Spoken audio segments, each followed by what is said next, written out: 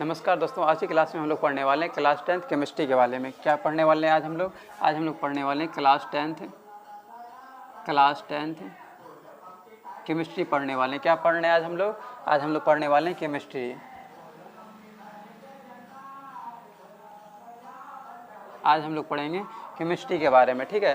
तो केमिस्ट्री को हम लोग पढ़ने के लिए हम लोग देख लेते हैं सारे सिलेबस के, हम लोग के सिलेबस में आखिर हम लोगों को क्लास 10th केमिस्ट्री में क्या क्या पढ़ना है, ठीक है। इसके बारे में हम लोग देख लेते हैं।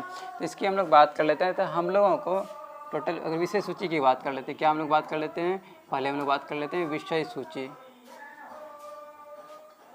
पहले हम लोग बात कर लेते हैं किसका, विषय सूची का हम लोग बात कर लेते हैं। किसकी बात कर लेते हैं हम लोग, विषय सूची की बात कर लेते हैं। तो आप लोगों को याद रखना है कि हम लोगों को क्लास 10th केमिस्ट्री में कितना चैप्टर पढ़ना है, टोटल 7 चैप्टर पढ़ना है। हम लोगों को क्लास 10th केमिस्ट्री में टोटल कितना चैप्टर पढ़ना है, टोटल 7 चैप्टर पढ़ना है। टोटल कितना चैप्टर, 7 चैप्टर पढ़ना है। अब चलिए हम लोग देख लेते हैं आखिर 7 चैप्टर कौन कौन सा चैप्टर है, हम लोग इसकी बात कर लेते हैं, ठीक है। कौन कौन सा चैप्टर है हम लोग इसकी बात कर लेते हैं। तो फर्स्ट चैप्टर का नाम की हम लोग बात कर लेते हैं। फर्स्ट चैप्टर का नाम हो जाएगा रासायनिक अभिक्रिया एवं उनके समीकरण हो जाएगा। रासायनिक अभिक्रिया एवं समीकरण, रासायनिक क्या हो जाएगा, पहला चैप्टर रासायनिक अभिक्रिया एवं उसके समीकरण हो जाएगा। क्या हो जाएगा, रासायनिक अभिक्रिया एवं समीकरण हो जाएगा। क्या हो जाएगा, रासायनिक अभिक्रिया एवं उसके समीकरण हो जाएगा, समीकरण हो जाएगा। फर्स्ट चैप्टर का नाम क्या होगा, रासायनिक अभिक्रिया एवं उसके समीकरण हो गया। चलिए हम लोग दूसरे चैप्टर की बात कर लेते हैं। दूसरे चैप्टर का नाम क्या है, दूसरे चैप्टर का नाम है अम्ल भस्म तथा लवण। क्या हो जाएगा, अम्ल भस्म तथा लवण हो जाएगा। अम्ल भस्म और क्या हो जाएगा, तथा लवण हो जाएगा। अम्ल भस्म तथा लवण हो जाएगा। तो दूसरा चैप्टर का नाम क्या हो गया, अम्ल भस्म तथा लवण। अब चलिए हम लोग तीसरे चैप्टर की बात कर लेते हैं। तो तीसरा चैप्टर का नाम है धातु एवं अधातु। क्या हो जाएगा, तीसरा चैप्टर हो जाएगा धातु एवं अधातु हो जाएगा। क्या हो जाएगा, तीसरा चैप्टर हो जाएगा धातु एवं अधातु हो जाएगा, धातु एवं अधातु हो जाएगा। इसके बाद हम लोग चौथे चैप्टर की बात कर लेते हैं। तो चौथा चैप्टर कौन सा हो जाएगा, तो चौथा चैप्टर हो जाएगा कार्बन तथा उसके यौगिक हो जाएगा। क्या हो जाएगा, कार्बन तथा उसके यौगिक। क्या हो जाएगा हम लोग बात कर लेते हैं। ये हो जाएगा कार्बन तथा उसके यौगिक। क्या हो जाएगा, कार्बन तथा उसके यौगिक हो जाएगा, उसके यौगिक हो जाएगा, कार्बन तथा उसके यौगिक हो जाएगा। इसके बाद हम लोग बात कर लेते हैं पांचवा चैप्टर का क्या नाम है। तो पांचवा चैप्टर हो जाएगा तत्वों का आवर्ती वर्गीकरण। क्या हो जाएगा, तत्वों का आवर्ती वर्गीकरण। क्या हो जाएगा, तत्वों का आवर्ती वर्गीकरण, तत्वों का आवर्ती वर्गीकरण हो जाएगा, तत्वों का आवर्ती वर्गीकरण हो जाएगा, तत्वों का आवर्ती वर्गीकरण हो जाएगा। इसके बाद हम लोग पाँचवें के बाद हम लोग छठे चैप्टर की बात कर लेते हैं। क्या कर लेते हैं, हम बात कर लेते हैं छठे चैप्टर की। तो छठा चैप्टर कौन सा है, छठा चैप्टर है क्या हो जाएगा, संसाधन का प्रबंधन हो जाएगा। क्या हो जाएगा, संसाधन का प्रबंधन।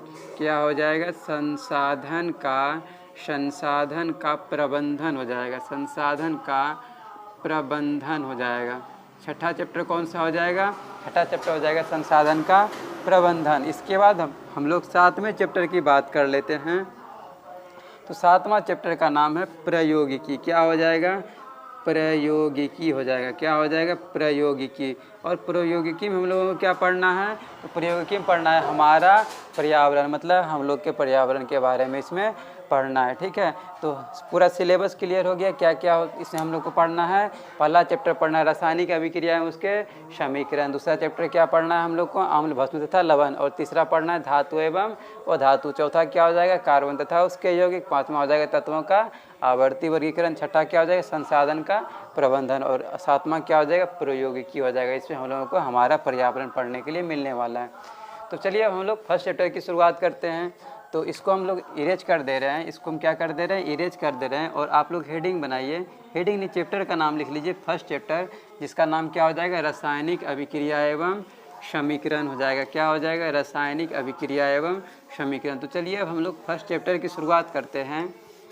फर्स्ट चैप्टर की हम लोग शुरुआत करते हैं। किसकी बात कर लेते हैं हम लोग, रासायनिक अभिक्रिया एवं समीकरण की बात कर लेते हैं। आप लोग हेडिंग बनाइए, हम थोड़ा सा पानी पी लेते हैं तब तक।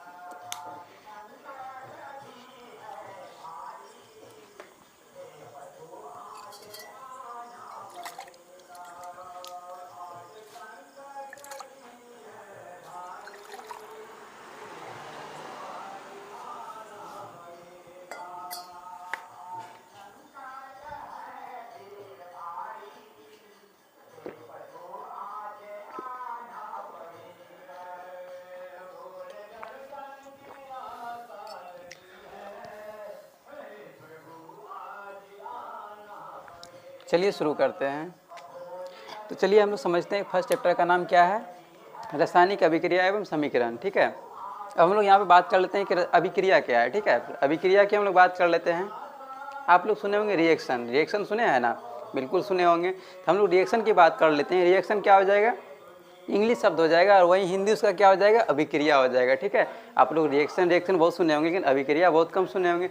लेकिन क्योंकि रिएक्शन क्या है, वो इंग्लिश शब्द है, फिर भी वो क्या इंग्लिश वर्ड है, फिर भी सब लोग रिएक्शन बोलेंगे सब कोई समझ जाएंगे, लेकिन अभिक्रिया सब कोई नहीं समझ पाते हैं, जबकि ये हिंदी वर्ड है, फिर भी हिंदी शब्द है फिर भी। तो हम लोग बात कर लेते हैं अभिक्रिया का इंग्लिश क्या होता है, रिएक्शन। आप लोग सुने होंगे कभी, अगर यदि बच्चे में धूल अगर खेलने के लिए जाते होंगे, कीचड़ में खेलने के लिए जाते होंगे, तो पापा लोग क्या बोलते होंगे या फिर मम्मी लोग क्या बोलती होगी कि रिएक्शन कर जाएगा। मतलब क्या हो जाएगा, रिएक्शन कर जाएगा, नहीं अभिक्रिया कर जाएगा। उससे क्या हो जाता है, घाव वगैरह हो सकता है, खुजली वगैरह हो सकता है, तो वो क्या हो रहा है, रिएक्शन हो रहा है। ठीक है, वही हो गया, यहाँ पे रिएक्शन की बात कर रहे हैं। जैसे हम लोग बात कर लेते हैं कि लोहे में जंग लगता है, नहीं लगता ही नहीं लगता है, लगता है, बिल्कुल लगता है। तो लोहे में जो जंग लगता है वो भी क्या हो रहा है, वो भी अभिक्रिया ही हो रहा है, रासायनिक अभिक्रिया ही हो रहा है, मतलब केमिकल रिएक्शन ही हो रहा है। ठीक है, केमिकल रिएक्शन ही हो रहा है। तो चलिए हम लोग बात कर लेते हैं रासायनिक अभिक्रिया का। ठीक है, हम लोग पहला टॉपिक का आप लोग नाम लिख लीजिए, पहला टॉपिक का नाम लिख लीजिए, क्या हो जाएगा रासायनिक अभिक्रिया। पहला टॉपिक का नाम लिख लीजिए, रासायनिक अभिक्रिया। रासायनिक अभिक्रिया क्या हो जाएगा, रासायनिक अभिक्रिया हो जाएगा। पहला टॉपिक का नाम लिख लीजिए आप लोग, रासायनिक अभिक्रिया क्या हो जाएगा, रासायनिक अभिक्रिया। चलिए हम लोग बात करते हैं आखिर ये रासायनिक अभिक्रिया क्या है। रासायनिक अभिक्रिया क्या है, तो इसमें क्या हो जाएगा कि दो या दो से अधिक पदार्थ मिल करके दो या दो से अधिक नए पदार्थ का निर्माण करता है, उसी प्रक्रिया को हम लोग क्या बोलते हैं, रासायनिक अभिक्रिया कहते हैं। जैसे चलिए हम लोग समझ लेते हैं, मान लेते हैं यहाँ पर क्या ले लिए, हाइड्रोजन ले लिए। क्या लिए हम लोग, हाइड्रोजन लिए हैं, और इसमें हम लोग क्या मिला देंगे, मान लेते हैं क्या मिला देते हैं हम लोग, ऑक्सीजन मिला देते हैं, और ये क्या बन जाता है, सबको मालूम है कि हाइड्रोजन और ऑक्सीजन मिला देते हैं क्या बन जाता है, तो जल बन जाता है, H2O बन जाता है। सबको मालूम है क्या बन जाता है, ये जल बन जाता है, मतलब H2O बन जाता है। बन जाता है या नहीं बन जाता है, आप लोग बोलिएगा बिल्कुल बन जाता है सर, बिल्कुल बन जाता है। हाइड्रोजन ऑक्सीजन मिलेगा, क्या बन जाएगा, जल बन जाएगा। यहाँ पर क्या है, ये हाइड्रोजन है, क्या है ये, हाइड्रोजन है, क्या है ये, यहाँ पर दिया हुआ है हाइड्रोजन है। और हम लोग यहाँ की बात कर लेते हैं, क्या है यहाँ पर, ऑक्सीजन है। यहाँ पर क्या दिया हुआ है, ऑक्सीजन दिया हुआ है। और हम लोग इधर की बात कर लेते हैं, यहाँ पर क्या दिया हुआ है, ये जल दिया हुआ है, यहाँ पर जल दिया हुआ है। ठीक है, यहाँ क्या दिया हुआ है, जल दिया हुआ है। देखिए हाइड्रोजन और ऑक्सीजन मिलकर के क्या बना दिया, ये जल बना दिया। यानी दो या दो से अधिक पदार्थ मिलकर के कोई नया पदार्थ बना दिया है, इसी को हम लोग क्या बोलते हैं, हम लोग रासायनिक अभिक्रिया कहते हैं। बाकी यहाँ पे हम कुछ कर रहे हैं इस अभिक्रिया में, इसके बारे में आप लोग को दिमाग नहीं लगाना, क्योंकि उसके बारे में हम लोग आगे समझेंगे। आखिर हम क्या कर दे रहे हैं, तो हम लोग इसको संतुलित कर दे रहे हैं। किसी भी रासायनिक अभिक्रिया को संतुलित करना बहुत ही ज़रूरी है, तो हम क्या कर दिए, संतुलित कर दिए। बाकी हम कैसे किए, क्यों किए, नहीं किए, इसके बारे में आपको अभी दिमाग नहीं लगाना, क्योंकि इसके बारे में हम लोग आगे पढ़ने वाले हैं। ठीक है, इसके बारे में हम लोग आगे पढ़ने वाले हैं। तो हम लोग बात कर लेते हैं कि दो या दो से अधिक पदार्थ मिला दिए हम लोग, और इससे क्या बना दिए हम लोग, नया पदार्थ बना दिए हैं। इसी प्रक्रिया को हम लोग क्या बोलते हैं, रासायनिक अभिक्रिया कहते हैं। इसमें आप लोग डिफिनेशन लिख लीजिएगा, लिखिएगा, जब दो या दो से अधिक पदार्थ मिलकर दो या दो से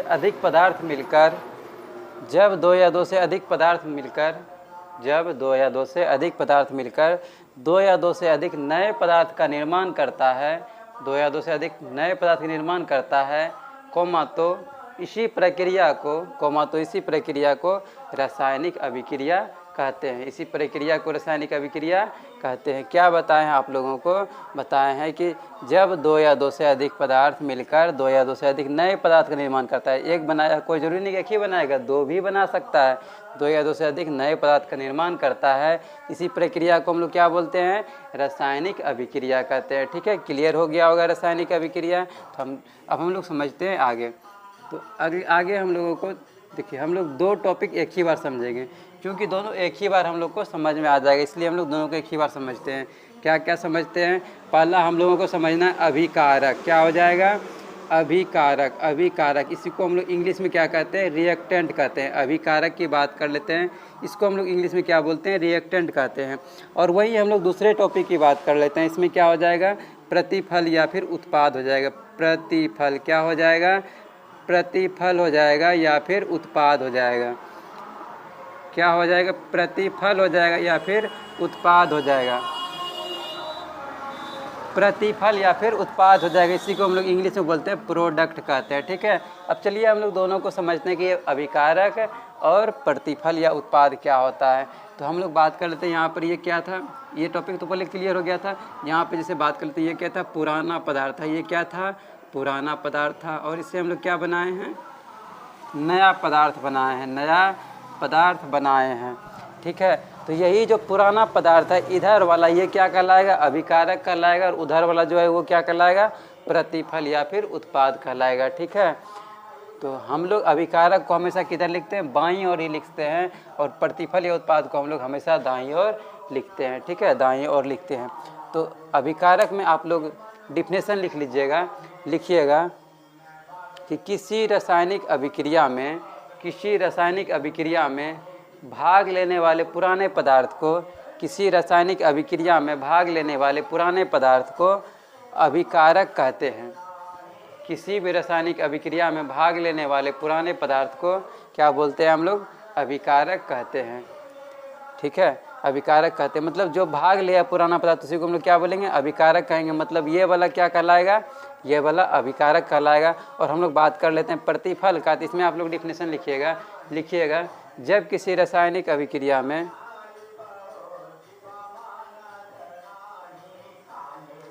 लिखना है, इसमें जब किसी रासायनिक अभिक्रिया में अभिक्रिया के फलस्वरूप जो नया पदार्थ प्राप्त होता है, अभिक्रिया के फलस्वरूप जो नया पदार्थ प्राप्त होता है, कोमा उसे प्रतिफल या उत्पाद कहते हैं। कोमा उसे प्रतिफल या उत्पाद कहते हैं। या तो हम लोग इसको नॉर्मल कह सकते हैं कि किसी भी अभिक्रिया के फलस्वरूप प्राप्त नए पदार्थ को प्रतिफल या उत्पाद कहते हैं। ठीक है, जो नया पदार्थ बना हुआ है उसी को हम लोग क्या बोलेंगे? प्रतिफल या फिर उत्पाद कहेंगे। इतना आप लोगों को क्लियर हो गया होगा? बोलिएगा सर बिल्कुल क्लियर हो गया है। तो चलिए अब हम लोग नेक्स्ट टॉपिक को देख लेते हैं। देख लें? बिल्कुल देख लेते हैं। इसको हम लोग क्या कर देते हैं? इरेज कर दे रहे हैं। इसको हम लोग इरेज कर दे रहे हैं, या फिर कोई बात नहीं है, रहने देते हैं, कोई बात नहीं, इसको रहने देते हैं। हम लोग आगे की बात कर लेते हैं। आगे आप लोग एक टॉपिक का नाम लिखिएगा। क्या नाम लिखिएगा? टॉपिक लिखिएगा आप लोग। ऐसा करते हैं, इसको मिटा ही देते हैं। ठीक है, क्या करते हैं? इसको हम लोग मिटा ही देते हैं, इरेज कर दे रहे हैं। इसके बाद हम लोग नेक्स्ट टॉपिक पढ़ लेंगे। इसमें आप लोग नेक्स्ट टॉपिक का हेडिंग बना लीजिएगा। आप लोग लिखिएगा रासायनिक समीकरण। क्या लिखिएगा आप लोग? रासायनिक समीकरण लिखिएगा। नेक्स्ट टॉपिक का नाम लिख लीजिए आप लोग। क्या लिखिएगा? रासायनिक समीकरण। नेक्स्ट टॉपिक का नाम लिख लीजिए आप लोग, रासायनिक समीकरण। क्या हो जाएगा? रासायनिक समीकरण हो जाएगा। क्या हो जाएगा? नेक्स्ट टॉपिक का आप लोग नाम लिखिएगा रासायनिक समीकरण। रासायनिक समीकरण। क्या लिखिएगा आप लोग? रासायनिक समीकरण। ठीक है, रासायनिक समीकरण। चलिए हम लोग बात कर लेते हैं आखिर ये रासायनिक समीकरण क्या है। रासायनिक अभिक्रिया तो हम लोग देख लिए, और यहाँ पे हम लोग क्या देख रहे हैं? रासायनिक समीकरण देख रहे हैं। आखिर अभिक्रिया और समीकरण में क्या अंतर है? चलिए हम लोग देख लेते हैं। देखिए, रासायनिक इसमें भी था, उसमें भी था, इसमें भी है। बाकी चेंज क्या हुआ है? अभिक्रिया से समीकरण। ठीक है, अभिक्रिया से समीकरण, और कुछ भी चेंज नहीं हुआ है। तो अभिक्रिया क्या हुआ? अभिक्रिया मतलब रिएक्शन हो गया डायरेक्ट। क्या हो गया? जैसे हाइड्रोजन और ऑक्सीजन मिलकर क्या बना दिया? जल बना दिया। ये क्या हो गया? अभिक्रिया हो गया, ये रिएक्शन हो गया। लेकिन हम लोग बात कर लेते हैं, उसको सूत्र के रूप में लिख देंगे। संकेतों एवं सूत्र के द्वारा हम लोग प्रदर्शित कर देंगे, संकेत और सूत्र के रूप में लिख देंगे, तो उसी को हम लोग क्या बोलते हैं, रासायनिक समीकरण कहते हैं। उसी रूप में लिखना, संकेत एवं सूत्र के रूप में लिखना क्या कहलाता है, रासायनिक समीकरण कहलाता है। जैसे हाइड्रोजन और ऑक्सीजन मिला देंगे, क्या करेंगे हम लोग, हाइड्रोजन और ऑक्सीजन मिला देंगे तो क्या बन जाएगा, ये सबको पता है कि H2O बना देगा, यानी जल बना देगा। ठीक है, तो अगर यदि हम लोग सिर्फ बोल दे रहे हैं तो वो क्या हो गया, अभिक्रिया हो गया। लेकिन हम लोग इस संकेत या सूत्र के द्वारा हम लोग लिख दे रहे हैं, इसका मतलब क्या हो गया, ये रासायनिक समीकरण हो गया। हम लोग अगर सूत्र के द्वारा लिख दे रहे हैं, इसका मतलब ये क्या कहला गया, रासायनिक समीकरण कहला गया, और कुछ नहीं है इसमें। ठीक है, तो आप लोग इसका डिफिनेशन लिख लीजिएगा, ये क्या हाइड्रोजन है, ऑक्सीजन है, ये क्या बनाया, जल बनाया। ठीक है, इसमें आप लोग डिफिनेशन में लिख लीजिएगा, लिखिएगा किसी भी रासायनिक अभिक्रिया को, डिफिनेशन में लिखिएगा किसी भी रासायनिक अभिक्रिया को उसके संकेतों एवं सूत्रों के रूप में, किसी भी रासायनिक अभिक्रिया को उसके संकेतों एवं सूत्रों के रूप में, उसके संकेतों एवं सूत्रों के रूप में लिख देना ही, संकेतों एवं सूत्रों के रूप में लिख देना ही रासायनिक समीकरण कहलाता है। क्या कहलाता है, रासायनिक समीकरण कहलाता है। हम बोल रहे हैं किसी भी रासायनिक अभिक्रिया को उसके संकेतों एवं सूत्रों के रूप में लिख देना ही रासायनिक समीकरण कहलाता है। जैसे यहाँ पे कोई अभिक्रिया मान लिए थे और इसको हम लोग संकेत एवं सूत्र के द्वारा लिख दिए हैं, यही क्या कहला गया, रासायनिक समीकरण कहला गया। बाकी इसको हम लोग संतुलित कर दे रहे हैं, बाकी इसमें दिमाग नहीं लगाना कि हम कैसे संतुलित किए हैं, क्योंकि आगे इसके बारे में हम लोग सीखने वाले हैं। ठीक है, इसके बारे में हम लोग आगे सीखने वाले हैं। तो ये हो गया रासायनिक समीकरण हो गया। ठीक है, ये हो गया रासायनिक समीकरण। अब आप लोग नेक्स्ट टॉपिक का नाम लिखिएगा, नेक्स्ट टॉपिक आप लोग बना लीजिएगा, जिसमें आप लोग लिखिएगा रासायनिक समीकरण को लिखने के नियम, रासायनिक समीकरण को लिखने के नियम। क्या लिखिएगा आप लोग, नेक्स्ट टॉपिक का नाम बनाइएगा, लिखिएगा रासायनिक समीकरण को लिखने का नियम। क्या लिखिएगा, रासायनिक समीकरण को लिखने का नियम, रासायनिक समीकरण को लिखने का नियम। ठीक है, हेडिंग बना लीजिए आप लोग, रासायनिक समीकरण को लिखने का नियम, रासायनिक समीकरण को लिखने का नियम। नियम आंसर में लिख लीजिएगा, लिखिएगा रासायनिक समीकरण को लिखने के निम्नलिखित नियम है, निम्नलिखित नियम है, डैश कर दीजिएगा। रासायनिक समीकरण को लिखने के निम्नलिखित नियम है और डैश कर दीजिएगा। निम्नलिखित का मतलब कौन कौन सा नियम है, चलिए हम लोग बात कर लेते हैं। फर्स्ट नियम की बात कर लेते हैं। फर्स्ट नियम में क्या होगा कि अभिकारक को हमेशा किधर लिखा जाता है, बाईं ओर लिखा जाता है। ये वाला क्या है, अभिकारक है ना, किसी अभिक्रिया में जो भाग ले रहा है इसको हम लोग क्या बोलते हैं, अभिकारक कहते हैं। ठीक है, अभिकारक कहते हैं। पुराने पदार्थ को क्या बोलते हैं, अभिकारक कहते हैं। क्या कहते हैं हम लोग, अभिकारक कहते हैं। बाकी हम लोग इधर वाली बात करते हैं, ये क्या हो जाएगा, उत्पाद हो जाएगा, उत्पाद हो जाएगा, या फिर क्या कहलाएगा, यही प्रतिफल क्या कहलाएगा, या फिर क्या कहलाएगा, प्रोडक्ट कहलाता है। क्या कहलाता है, प्रोडक्ट कहलाता है। तो हम लोग बात कर लेते हैं नियम में। तो इसमें देखिए किसी भी रासायनिक समीकरण को लिखने के लिए क्या करते हैं हम लोग, अभिकारक को हमेशा और हमेशा बाईं ओर लिखते हैं। किधर लिखते हैं हम लोग, बाईं ओर लिखते हैं। तो फर्स्ट पॉइंट में लिखना है कि किसी भी रासायनिक समीकरण को लिखने के लिए, किसी भी रासायनिक समीकरण को लिखने के लिए, किसी भी रासायनिक समीकरण को लिखने के लिए अभिकारक को हमेशा और हमेशा बाईं ओर रखा जाता है। अभिकारक को हमेशा और हमेशा बाईं ओर रखा जाता है। किसी भी रासायनिक समीकरण को लिखने के लिए अभिकारक को हमेशा बाईं ओर रखा जाता है। और दूसरा पॉइंट में लिखिएगा, दूसरा पॉइंट में लिखिएगा कि किसी भी रासायनिक समीकरण को लिखने के लिए प्रतिफल या उत्पाद को दाईं ओर लिखा जाता है। अभिकारक को बाईं ओर, प्रतिफल या उत्पाद को दाईं ओर। क्या लिखिएगा, किसी भी रासायनिक समीकरण में प्रतिफल या उत्पाद को दाईं ओर लिखा जाता है। कहाँ लिखा जाता है, दाईं ओर लिखा जाता है। इसके बाद आप लोग थर्ड पॉइंट बनाइएगा और इसमें लिखिएगा किसी भी रासायनिक अभिक्रिया में किसी भी रासायनिक अभिक्रिया में अभिकारक के लिखिएगा, किसी भी रासायनिक अभिक्रिया में अभिकारक के दो या दो से अधिक पदार्थों के बीच प्लस का चिन्ह दिया जाता है। किसी भी रासायनिक समीकरण में अभिकारकों में दो या दो से अधिक पदार्थों के बीच प्लस का चिन्ह दिया जाता है। एक बार फिर से बोल दे रहे हैं, किसी भी रासायनिक समीकरण को लिखने के लिए अभिकारक में दो या दो से अधिक पदार्थों के बीच प्लस का चिन्ह दिया जाता है। उसी तरह चौथा पॉइंट बना करके आप लोग लिखिएगा, चौथा पॉइंट उसी तरह आप लोग लिखिएगा कि किसी भी रासायनिक समीकरण को लिखने के लिए प्रतिफल या उत्पाद में दो या दो से अधिक पदार्थों के बीच प्लस का चिन्ह दिया जाता है। देखिए इधर यहाँ पे दो गो तो प्लस का दिए, इधर भी दो गो रहता तो प्लस दे देते। क्या बोलेंगे? दो या दो से अधिक पदार्थों के बीच प्लस का चिन्ह दिया जाता है। ठीक है, ये हो गया चौथी बात। हम लोग पाँचवीं बात कर लेते हैं। पाँचवा क्या हो जाएगा? पाँचवा हो जाएगा कि किसी, इसमें लिखिएगा, किसी भी रासायनिक समीकरण में अभिकारक एवं प्रतिफल के बीच, किसी भी रासायनिक समीकरण में अभिकारक एवं प्रतिफल के बीच इस एरो यानी तीर का निशान दिया जाता है। क्या दिया जाता है? तीर का निशान दिया जाता है। दिया जाता है नहीं दिया जाता है? बिल्कुल दिया जाता है। अब चलिए हम लोग छठे पॉइंट की बात कर लेते हैं। ये सबसे महत्वपूर्ण पॉइंट है। छठे पॉइंट की बात कर लेते हैं। सबसे महत्वपूर्ण क्या हो जाएगा? मतलब इसको क्या कर देना पड़ेगा? हम लोग को संतुलित करना पड़ेगा, संतुलित करना पड़ेगा। अगर संतुलित नहीं होगा तो वो गलत हो जाएगा रिएक्शन। क्या हो जाएगा? रिएक्शन वो गलत हो जाएगा। मतलब संतुलित होना चाहिए। ठीक है, संतुलित होना चाहिए। समझ में आ गया आप लोग को? बिल्कुल आ गया होगा, समझ में आ गया होगा। तो ये टॉपिक खत्म हुआ। अब हम लोग नेक्स्ट की बात कर लेते हैं। नेक्स्ट में आप लोग लिखिएगा रासायनिक, नेक्स्ट टॉपिक आप लोग नाम लिख लीजिए। क्या लिखिएगा? लिखिएगा रासायनिक समीकरण के प्रकार। क्या लिखिएगा? रासायनिक समीकरण के प्रकार। टॉपिक का नाम क्या लिखिएगा? रासायनिक समीकरण के प्रकार लिख लीजिएगा। क्या लिखिएगा? रासायनिक समीकरण के प्रकार। तो हम लोग बात कर लेते हैं कि रासायनिक समीकरण का प्रकार की बात कर लेते हैं। तो रासायनिक समीकरण जो है निम्नलिखित ये दो प्रकार का होता है। रासायनिक समीकरण कितने प्रकार का होता है? रासायनिक समीकरण टोटल दो प्रकार का होता है। कौन कौन सा होता है? चलिए हम लोग देख लेते हैं। रासायनिक समीकरण जो होता है मुख्य रूप से कितने प्रकार का होता है? ये दो प्रकार का होता है। कौन कौन सा होता है? एक होता है असंतुलित रासायनिक समीकरण। एक क्या होता है? असंतुलित रासायनिक समीकरण। एक क्या होता है? असंतुलित रासायनिक समीकरण। क्या होता है?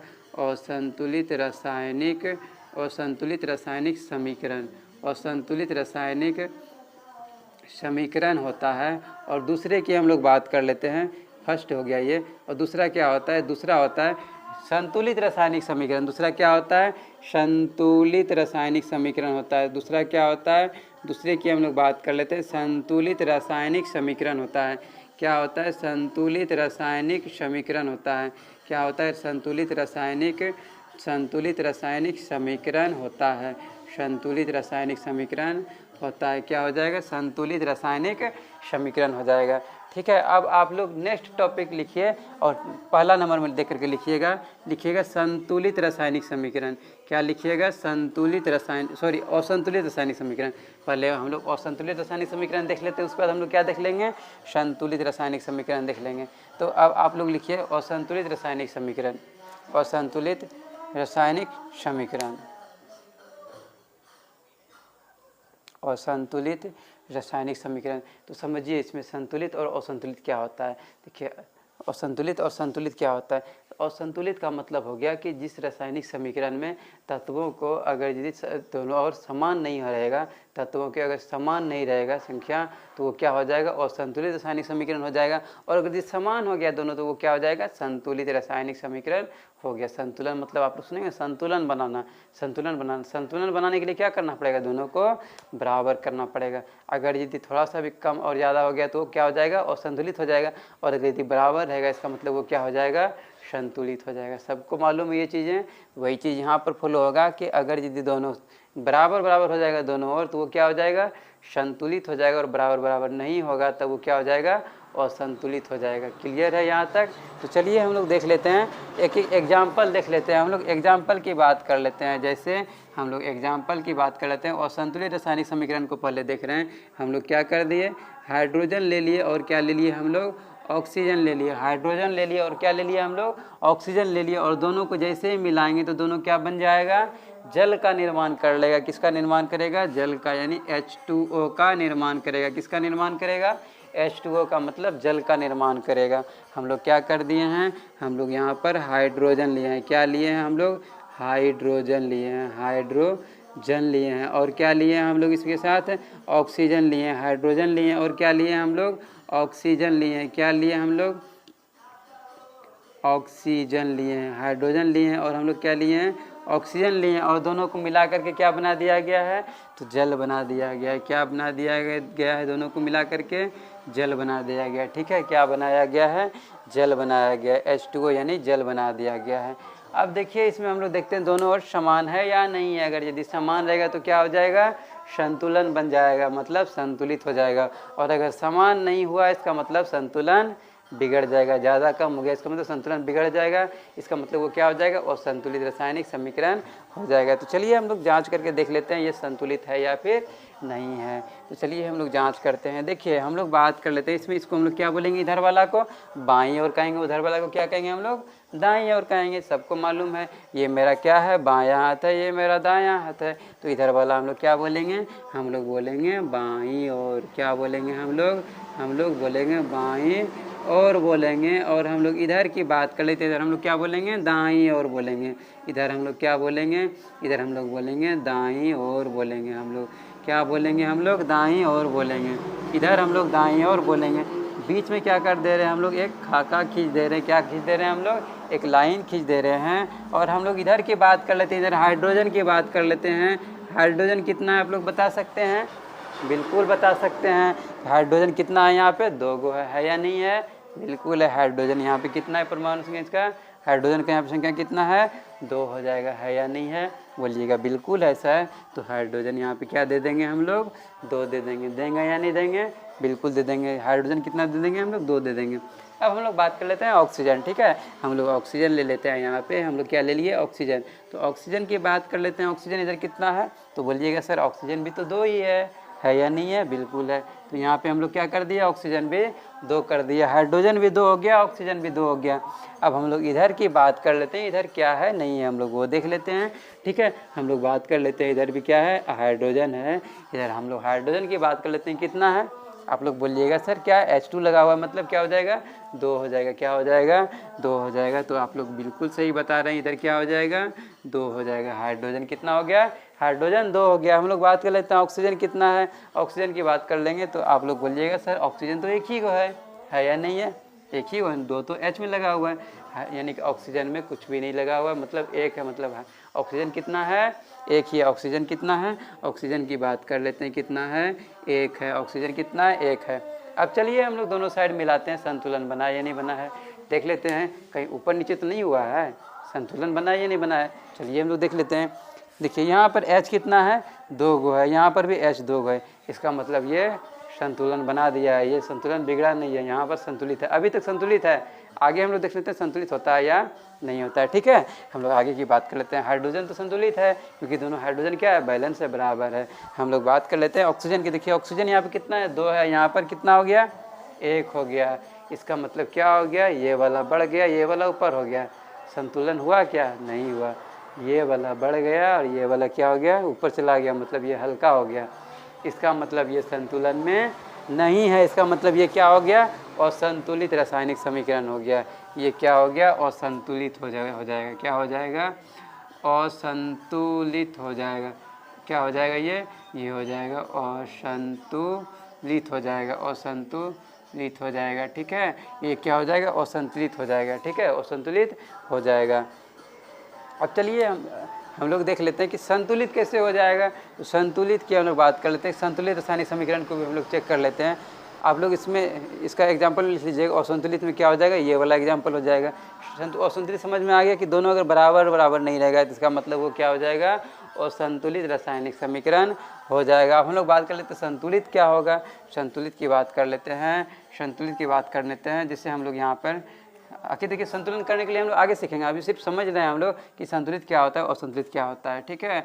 हम लोग इसकी बात कर रहे थे तो हम लोग वो भी देख लेते हैं। अब हम लोग देख लेते हैं, जैसे हम यहाँ पे क्या लगा दिए हैं, 2 लगा दिए। आखिर कैसे लगाएं इसके बारे में अभी आपको कुछ भी नहीं सोचना है, क्योंकि आगे इसके बारे में हम लोग पढ़ने वाले हैं कि हम लोग कैसे संतुलित करेंगे, किसी भी रासायनिक समीकरण हम लोग कैसे संतुलित करेंगे, इसके बारे में हम लोग आगे बहुत डिटेल से पढ़ने वाले हैं और पूरा प्रैक्टिस करने वाले हैं, ठीक है। तो उसके बारे में अभी आपको नहीं सोचना है। तो हम लोग यहाँ की बात कर लेते हैं। हम यहाँ पे 2 लगा दिए हैं और यहाँ पर भी हम लोग क्या कर दिए हैं, 2 लगा दिए। आखिर हम कैसे लगाएं इसके बारे में आपको अभी भी कुछ नहीं सोचना है।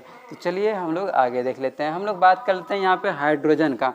इसमें हाइड्रोजन कितना आप लोग बता सकते हैं, कितना है, तो आप लोग बोलिएगा सर 2 ही तो है, लेकिन 2 नहीं होगा, क्या हो जाएगा, ये जो नीचे रहता है ये ऊपर वाला के साथ गुना हो जाता है, मतलब 2 दूनी 4, तो हाइड्रोजन की संख्या कितना हो जाएगा, 4 हो जाएगा। समझ में आया, 2 दूनी 4 मतलब हाइड्रोजन की संख्या कितना हो गया यहाँ पर, 4 हो गया। हुआ या नहीं हुआ, बोलिएगा बिल्कुल सर हो गया। हाइड्रोजन कितना हो गया, 4 हो गया। हम लोग ऑक्सीजन देख रहे हैं, ऑक्सीजन कितना दिया हुआ है, ऑक्सीजन तो 2 ही दिया हुआ है ना, यहाँ पर क्या हो जाएगा, 2 हो जाएगा ऑक्सीजन।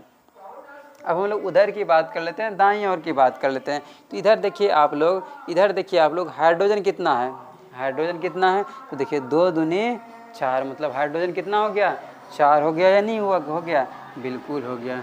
हाइड्रोजन 2 दूनी 4 हो गया। और हम लोग बात कर लेते हैं ऑक्सीजन कितना दिया हुआ है। ऑक्सीजन बोलिएगा सर एक ही वो तो है, लेकिन एक नहीं है, क्योंकि यहाँ शुरू में क्या लगा हुआ है, 2 लगा हुआ है, मतलब 2 गुना 1 यानी 2 एकम 2, यानी ऑक्सीजन कितना हो जाएगा यहाँ पर, 2 हो जाएगा। अब चलिए हम लोग देख लेते हैं ये बैलेंस हुआ या नहीं हुआ है, संतुलन कहीं बिगड़ा तो नहीं है यहाँ पे। चलिए हम लोग देख लेते हैं, हम लोग बात कर लेते हैं। यहाँ पर देखिए क्या लिखा हुआ, हाइड्रोजन कितना है, 4 गो है, यहाँ पर हाइड्रोजन कितना है, 4 गो, मतलब ये क्या हो गया, संतुलन बना हुआ है, अभी बिगड़ा नहीं है।